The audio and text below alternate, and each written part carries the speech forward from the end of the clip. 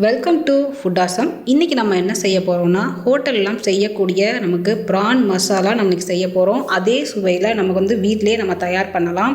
அது எப்படி செய்கிறதுன்னு வீடியோவில் பார்க்கலாம். அதுக்கு முன்னாடி எங்கள் சேனலை நீங்கள் மறக்காமல் சப்ஸ்கிரைப் பண்ணுங்கள். பக்கத்தில் நோட்டிஃபிகேஷன் பெல்லையும் கிளிக் பண்ணிக்கோங்க. இப்போ நம்ம கடாயில் 2 டேபிள் ஸ்பூன் அளவுக்கு நம்ம எண்ணெய் சேர்த்துக்கலாம்.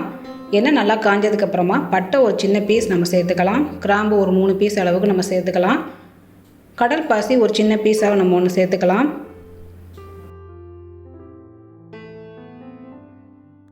ஜீரகம் நம்ம ஒரு 1/4 டீஸ்பூன் அளவுக்கு நம்ம சேர்த்துக்கலாம். சோம்பு ஒரு 1/2 டீஸ்பூன் அளவுக்கு நம்ம சேர்த்துக்கலாம். இதனால் நீங்கள் எண்ணெயில் பொரிய விட்டுருங்க. அந்த வாசனை வந்ததுக்கப்புறமா நம்ம சின்ன வெங்காயம் ஒரு 15 அளவுக்கு நான் கட் பண்ணி வச்சுருக்கேன். அது கூடவே கொஞ்சம் கருவேப்பிலையும் நான் சேர்த்துருக்கேன். இதை நல்லா நீங்கள் எண்ணெயிலே நல்லா நீங்கள் வதக்கிடுங்க. வெங்காயம் ஒரு கண்ணாடி பதம் வந்தால் போதும்.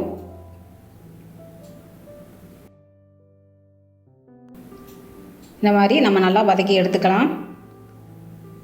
இந்த டைம் நம்ம இஞ்சி பூண்டு பேஸ்ட் ஒரு டீஸ்பூன் அளவுக்கு நம்ம சேர்த்துக்கலாம்.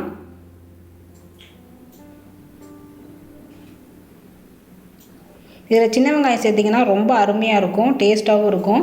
அந்த ப்ரான்ஸ் கூட இந்த வெங்காயம் சேரும்போது ரொம்ப அருமையாக இருக்கும். இப்போ இஞ்சி பூண்டோட பச்சை வாசனை போனதுக்கப்புறமா நம்ம தக்காளி நம்ம ஒரு பெரிய அளவான தக்காளி ஒன்று கட் பண்ணி நம்ம சேர்த்துக்கலாம்.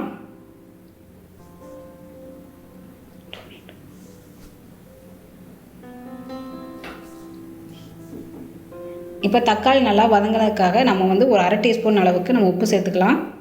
உப்பு சேர்த்தோன்னா நமக்கு சீக்கிரமே வெங்காயம் தக்காளி நல்லா குழைய நமக்கு வெந்துடும். இந்த டைம் நம்ம 1 டீஸ்பூன் அளவுக்கு மல்லித்தூள் சேர்த்துக்கலாம். 1 டீஸ்பூன் அளவுக்கு நம்ம தனி மிளகாய்த்தூள் நம்ம சேர்த்துக்கலாம்.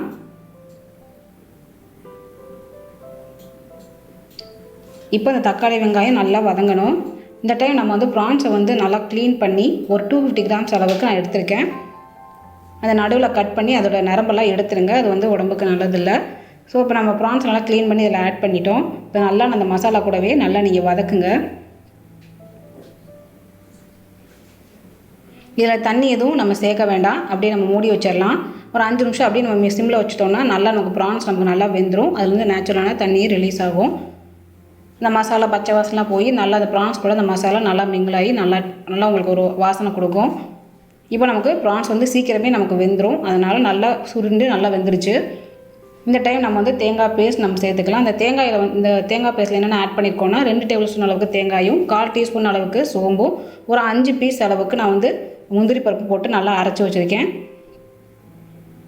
இதை ஒரு 2 டேபிள் ஸ்பூன் அளவுக்கு நம்ம ஆட் பண்ணிக்கலாம். இந்த தேங்காய் சேர்த்ததுக்கப்புறமா நல்லா ஹை ஃப்ளேமில் வச்சு நல்லா நீங்கள் சுருள நீங்கள் கிண்டுங்க.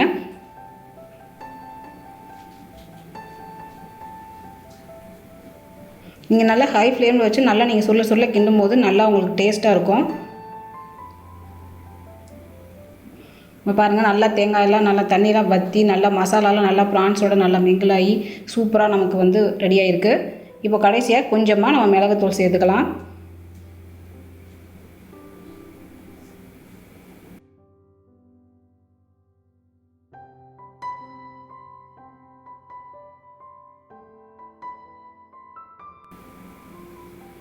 இப்போ நமக்கு சூப்பரான சுவையான ஹோட்டல் ஸ்டைல் ப்ரான் மசாலா நமக்கு தயாராகிடுச்சு. இதை நீங்கள் ட்ரை பண்ணி பாருங்கள்.